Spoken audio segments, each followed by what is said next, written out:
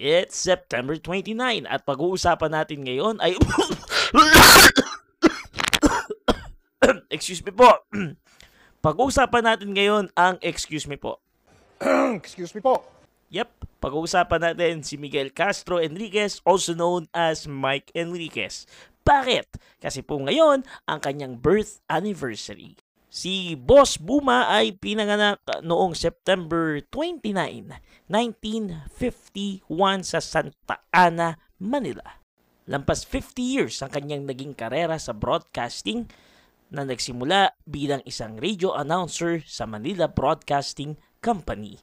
Noong 19 years old pa lang siya. Yep, nag-aaral pa siya noon sa Lasal, sa De La Salle, Manila. Noong namang 1980s at year 1990s, siya ay naging disc jockey or DJ sa DWKC 93.9. At ang kanyang pangalan ay Baby Michael. Ito nga isa sa mga clip sa mahirap maging pogi. Tick-tock, set the clock. It's time for your late evening jock. Hello, hi, it's great to be back till 10 tonight. I hope you got stuck. It's Baby Michael, your favorite number with a lot of music and jokes to crack. Taong 1995 noong magsimula siya sa radio department ng GMA Network. Sa parehong taon, magsisimula rin ang kanyang karera bilang news anchor ng Saksi kasama si Karen Tabeda. At taong 2004, magiging news anchor siya ng 24 oras na kung saan Kinikilingan, walang pinoprotektahan. Walang kasinungalingan. Serbisyong totoo lamang. At dahil hindi natutulog ang balita. early 2000, nagkaroon din ng programang investigador na kung saan siya yung tinaguriang investigador ng bayan. Ito ang tandaan ninyo. Hindi namin kayo tatantanan. Tinuring na nga siyang haligi ng broadcasting dito sa Pilipinas dahil sa dami ng kanyang mga naging ambag.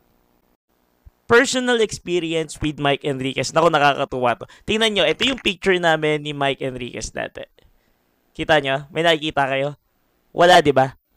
Kasi hindi kami nagkita sa personal. Mga kapuso, uuwi na po ako.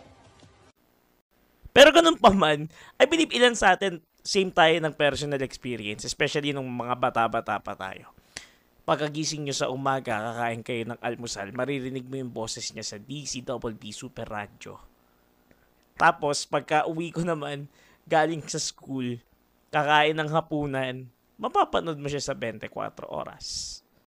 Alam mo yun, nabasa ko nga isa sa mga comment dito sa social media.